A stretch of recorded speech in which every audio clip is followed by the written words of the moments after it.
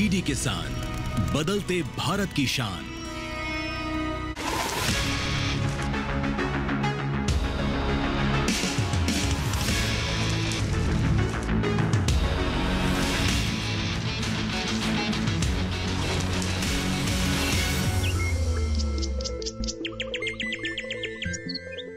नमस्कार, आप देख रहे हैं दूरदर्शन किसान चैनल। मैं अदिति शर्मा एग्री की उड़ान कार्यक्रम में आप सभी का स्वागत करती हूं। हमारे आज के सफर में हम आपको लेकर चलेंगे हरियाणा के करनाल के केंद्रीय मृदा लवणता अनुसंधान संस्थान की ओर। जी हाँ, यहाँ पर किस तरह से कार्य हो रहा है, क्या खासियत है संस्थान की, इसके बारे में जानेंगे। तो फिर आइए आज के सफर की शुरुआत करते हैं।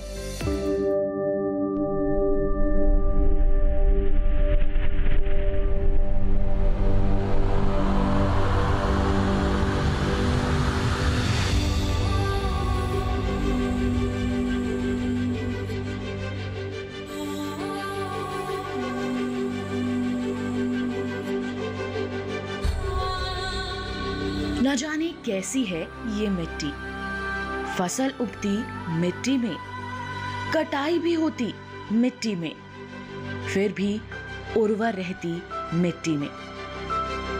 हमारे देश की मिट्टी फसल रूपी सोना उगलती है, लेकिन ये तब संभव होता है जब मिट्टी उर्वर होती है, अच्छी सेहत वाली होती है, उपजाऊ होती है।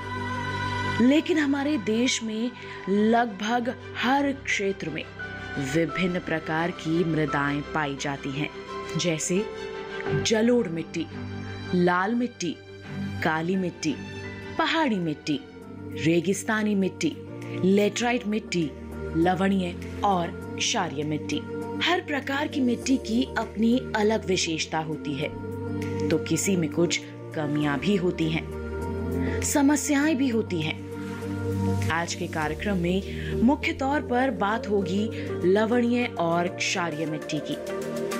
सबसे पहले तो सवाल ये उठता है कि लवणीय और क्षारीय मिट्टी आखिर कौन सी होती है, इनमें अंतर क्या होता है? तो जवाब ये है कि लवणीय मिट्टी में सोडियम लवण की प्रधानता होती है।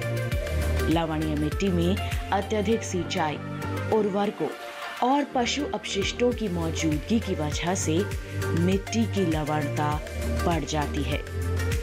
मिट्टी की लवणता पौधों की वृद्धि के अनुकूल नहीं होती। लवणीय भूमि को सेंध व खारज भी कहते हैं, तो वहीं क्षारीय भूमि को ऊसर भी कहा जाता है। इसके अलावा विभिन्न स्थानीय नामों जैसे रेह, चोपन, राकर, थुर, कार्ल आदि से भी ये जानी जाती है। क्षारीय मिट्टी में बड़ी मात्रा में पानी में घुलनशील लवण होते हैं, जो बीज के अंकुरण और पौधे के विकास को रोकते हैं। दोनों में अहम अंतर ये है कि लवणीय मिट्टी का पीएच 7 से 8.5 के बीच होता है, जबकि क्षारीय मिट्टी का पीएच 8.5 से अधिक होता है। अब ये दोनों मृदाएं कौन सी हैं, क्या अंतर है, इनके बारे में तो हमने जान लिया, लेकिन इनमें समस्याएं भी कई होती हैं, जिनका समाधान बेहद जरूरी है। साथियों, हम सभी जानते हैं कि अच्छी फसल पाने के लिए मिट्टी की गुणवत्ता को बेहतर बनाए रखना बहुत जरूरी है।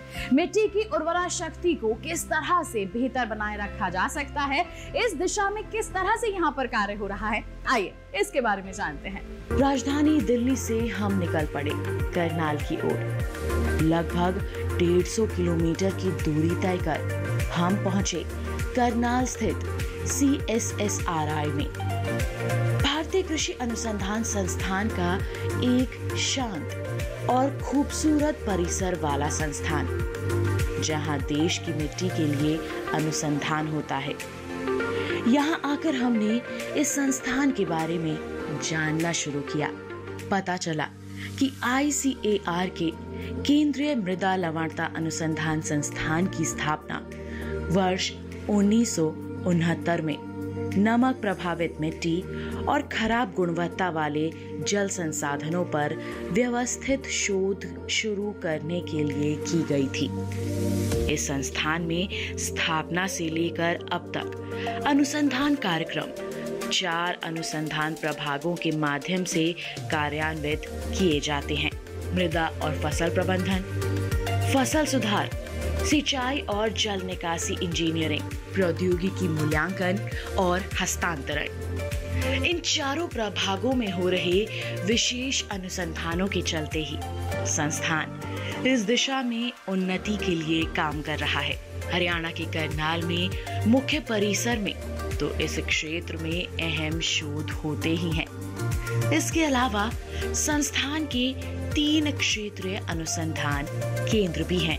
पहला है पश्चिम बंगाल के कैनिंग टाउन में, जहां तटीय लवणता के लिए अनुसंधान होता है। दूसरा है गुजरात भरूच में, जो काली मिट्टी के क्षेत्रों की समस्याओं के लिए समर्पित है।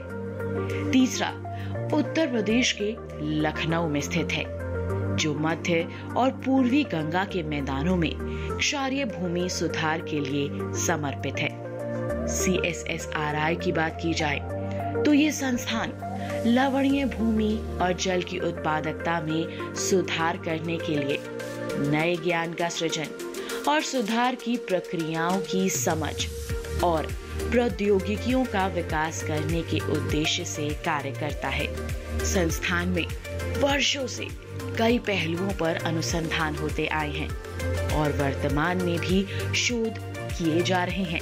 अनुसंधान कार्यक्रमों में शामिल हैं नमक प्रभावित मिट्टी और खराब गुणवत्ता वाले पानी पर डेटाबेस तैयार करना, क्षारीय मिट्टी का सुधार और प्रबंधन करना, जल भराव वाली लवणीय मिट्टी और सीमांत गुणवत्ता वाले पानी का प्रबंधन करना, लवणता, क्षारीयता और जल भराव के लिए फसल सुधार करना, नमक प्रभावित मिट्टी में कृषि वानिकी पर जोर देना, नमक प्रभावित वर्टिसोल का सुधार और प्रबंधन करना, तटीय लवणता प्रबंधन करना, प्रौद्योगिकी मूल्यांकन, स्थानांतरण और परामर्श देना।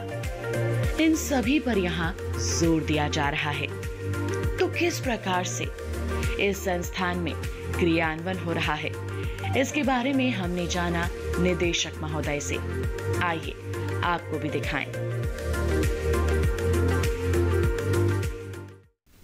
इस संस्थान के मुख्य उद्देश्य भारतवर्ष में विभिन्न जलवायु परिस्थितियों में लवणीय एवं क्षारीय परिस्थितियों में किसानों की आय बढ़ाना और उससे संबंधित बेसिक रिसर्च करके तकनीकियां विकसित करना है।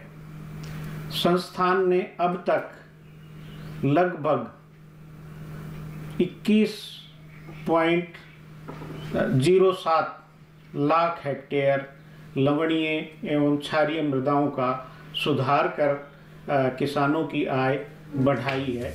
साथियों, एग्री की उड़ान कार्यक्रम में फिलहाल वक्त हो चला है एक छोटे से ब्रेक का। आप कहीं मत जाइए, हम जल्द ही हाजिर होंगे। बने रहिए दूरदर्शन किसान पर, देखते रहिए कार्यक्रम एग्री की उड़ान।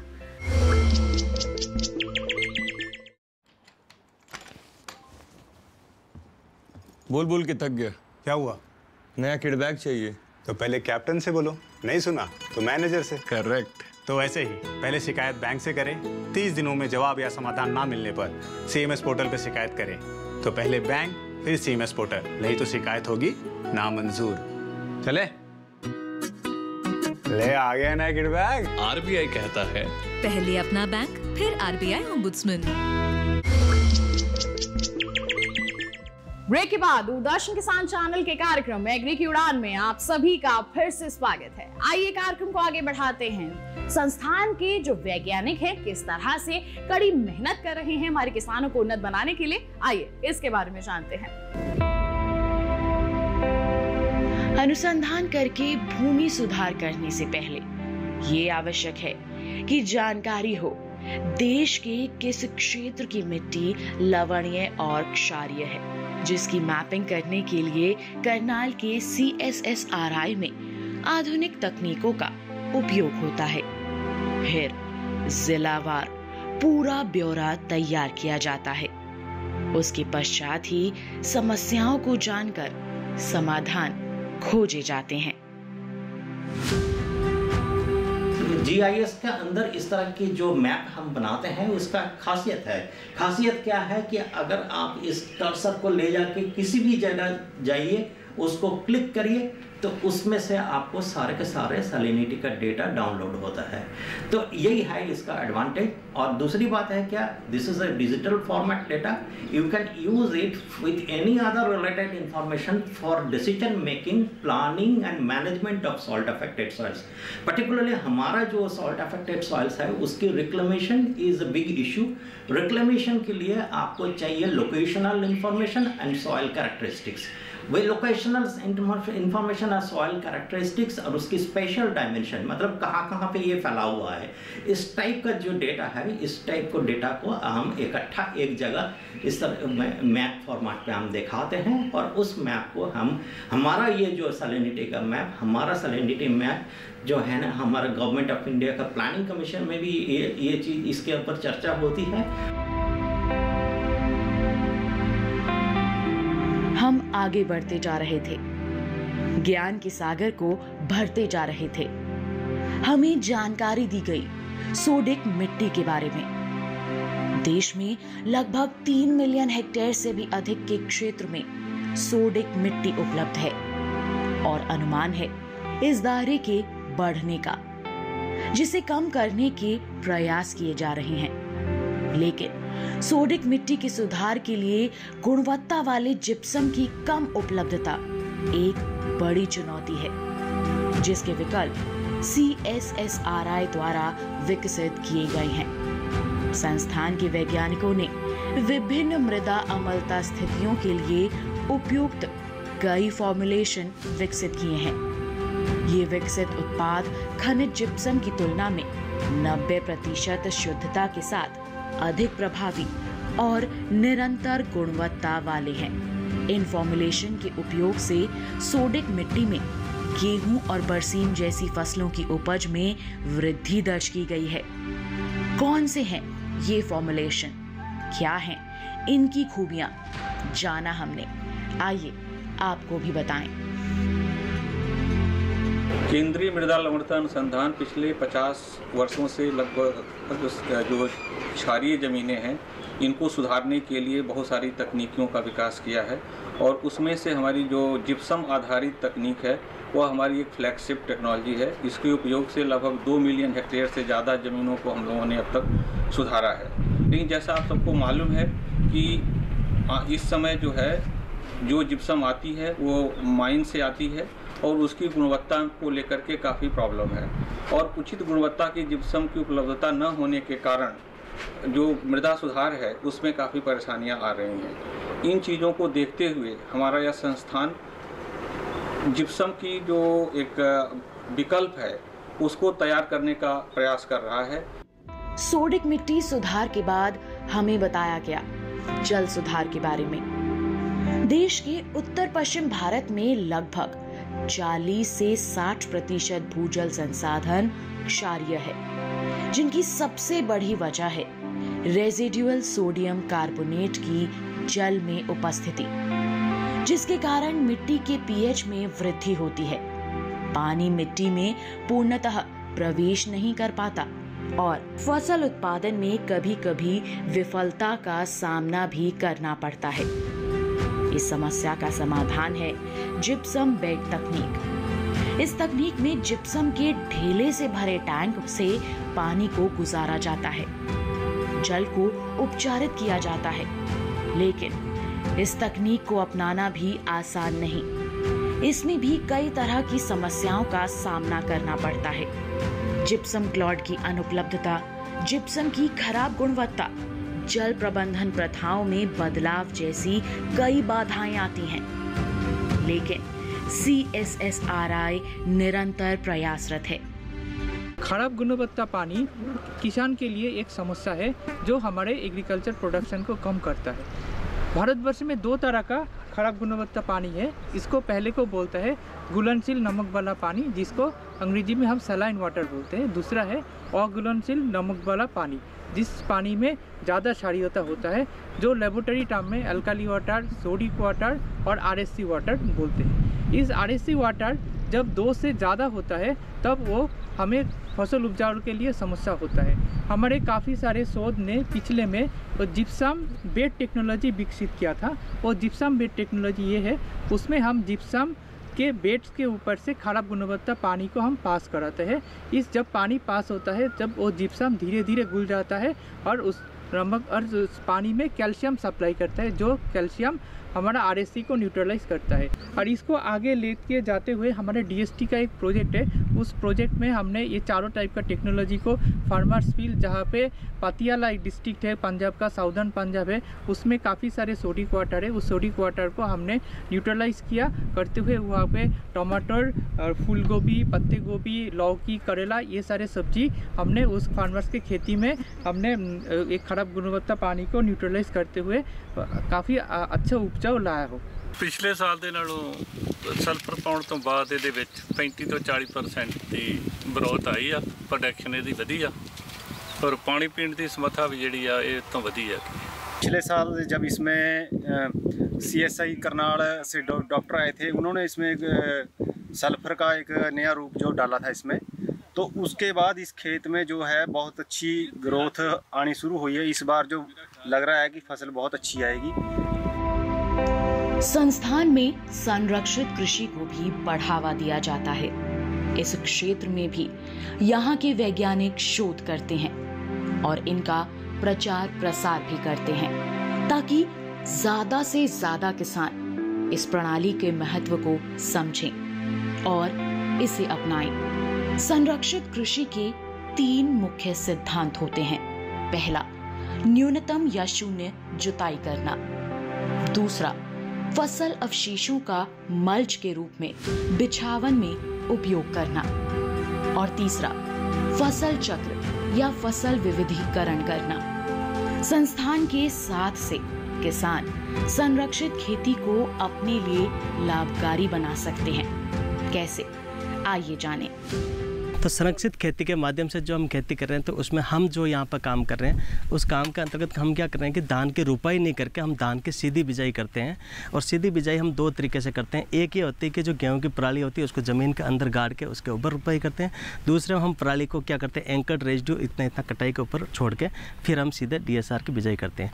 DSR की बिजाई करने के बाद में कंबाइंड हार्वेस्टर से इसकी हार्वेस्टिंग करके फिर वो खड़े रेजिड्यू के अंदर हम गेहूँ की सीधी बिजाई करते हैं। तो इसमें हम इसको बोलते हैं कि धान और गेहूं की सीधी बिजाई। यहाँ वक्त हो चला है एक और छोटे से ब्रेक का। आप कहीं मत जाइए। ब्रेक के बाद संस्थान से जुड़ी और महत्वपूर्ण जानकारियां आप तक पहुंचाने का प्रयास करेंगे। बने रहिए दूरदर्शन किसान पर, देखते रहिए कार्यक्रम एग्री की उड़ान।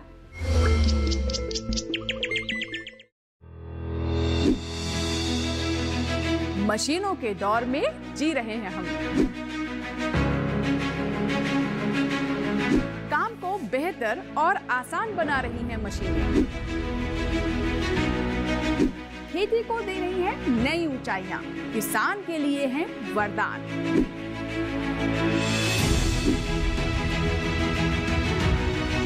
कृषि मशीनरी पर आधारित देखिए हाईटेक खेती, शनिवार शाम 7 बजे, पुनः प्रसारण रविवार सुबह 7 बजे, सिर्फ दूरदर्शन किसान पर। ब्रेक के बाद दूरदर्शन किसान चैनल के कार्यक्रम एग्री की उड़ान में आप सभी का फिर से स्वागत है। आइए कार्यक्रम को आगे बढ़ाते हैं। देश के अलग अलग राज्यों में मृदा शोध को लेकर किस तरह से प्रयास किए जा रहे हैं, इसके बारे में जानते हैं। संस्थान के वैज्ञानिक हर संभव प्रयास करते हैं नई नई प्रौद्योगिकियों का विकास करने का। हमें जानकारी मिली कि CSSRI द्वारा भूमिगत जल विकास प्रौद्योगिकी विकसित की गई है, जिसका उद्देश्य है जलग्रस्त लवणीय भूमि का सुधार करना। अब जलग्रस्त लवणीय भूमि है क्या, ये भी हमें बेहतर तरीके से समझाया गया। वो भूमि जहां पानी सतह पर एकत्रित होता है या भूमिगत जल भूमि सतह से 1.5 मीटर के अंदर होता है, या फिर दोनों ही परिस्थितियां होती हैं, तो ऐसी मृदा को जलग्रस्त मिट्टी कहते हैं। वहीं ऐसी मृदा जिनमें घुलनशील लवणों की अधिक मात्रा के कारण बीज का अंकुरण और विकास बाधित हो, उसे लवणीय मिट्टी कहा जाता है।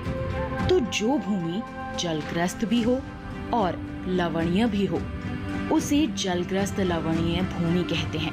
अनुमान लगाया जा रहा है कि आगे आने वाले समय में इस क्षेत्र में और भी ज्यादा वृद्धि हो सकती है। ऐसे में आवश्यकता है इसमें सुधार करने की और प्रबंधन करने की, जिसके लिए संस्थान द्वारा भूमिगत जल विकास प्रौद्योगिकी का विकास किया गया है, जिसकी विस्तृत जानकारी हमसे साझा की गई। यहाँ पे जो सबसे बड़ी एक टेक्नोलॉजी डेवलप हुई है वह उप सतही जल निकास टेक्नोलॉजी है, जिसको सबसरफेस ड्रेनेज के नाम से जानते हैं। और यह तकनीकी पूरे भारतवर्ष में 12-13 राज्यों में लगाई गई है और इसमें 450 हॉर्स पावर की मशीन, जो कि एलुवियल सॉइल के लिए, दोमट मिट्टी के लिए है, और काली मिट्टी के लिए 150 हॉर्स पावर की मशीन है। उसके द्वारा प्लास्टिक के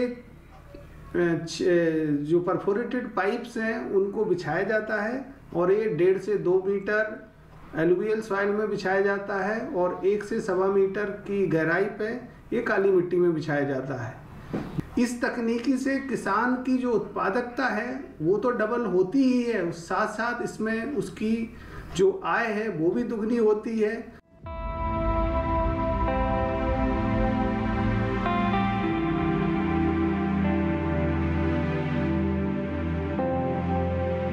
संस्थान में हम लगातार ज्ञान हासिल करते हुए आगे बढ़ रहे थे। अब बारी थी सिंचाई एवं जल निकास अभियांत्रिकी अनुभाग का रुख करने की, जहां हमने जाना कि यहाँ के वैज्ञानिक मिट्टी में लवणता को कम करने के लिए अभियांत्रिकीय आधार पर विभिन्न तकनीकों का विकास कर रहे हैं, जिनका उपयोग किसानों के खेतों में करके उन्हें जागरूक किया जाता है। देश के विभिन्न हिस्सों जहां पर मृदा लवणता की समस्या है, वहां पर संस्थान द्वारा तकनीकीय सहायता और कंसल्टेंसी प्रदान की जा रही है। CSSRI के इस अनुभाग के वैज्ञानिकों ने सब सरफेस ड्रेनेज सिस्टम, भूमिगत जल रिचार्ज के लिए फिल्टर, लेजर लेवलिंग, सतही टपक और फव्वारा सिंचाई की तकनीकियां, नहर जल के बंटवारे के लिए सॉफ्टवेयर, मृदा और जल की गुणवत्ता नापने की तकनीक आदि विधियां और तकनीकियां विकसित की हैं, जिनके अच्छे परिणाम नजर आ रहे हैं। इन परिणामों की जानकारी आइए आप तक पहुंचाते हैं।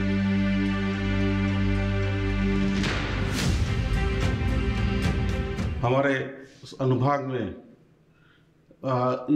अभियांत्रिकी इंजीनियरिंग से संबंधित बहुत सी तकनीकियाँ विकसित की है और उन्हें किसानों के खेत पर विभिन्न विधियों द्वारा पहुंचाया जा रहा है और उनके बहुत अच्छे परिणाम आ रहे हैं। हरियाणा के करनाल में स्थित केंद्रीय मृदा लवणता अनुसंधान संस्थान बेहतरीन कार्यों में लगा हुआ है। अभी तक के सफर में जितना हमने जाना वो पूरा नहीं है। अभी हमारा ये सफर अधूरा है, जिसे पूरा करेंगे, लेकिन अगले सप्ताह फसल सुधार, आधुनिक तकनीकों का ज्ञान लेंगे, प्रयोगशालाओं का रुख करेंगे, संस्थान से जुड़े किसानों से रूबरू होंगे, संस्थान में उपलब्ध हर सुविधा का ज्ञान आप तक पहुंचाएंगे। तो मिलते हैं आपसे इसी उम्मीद के साथ। आज का सफर बस इतना ही।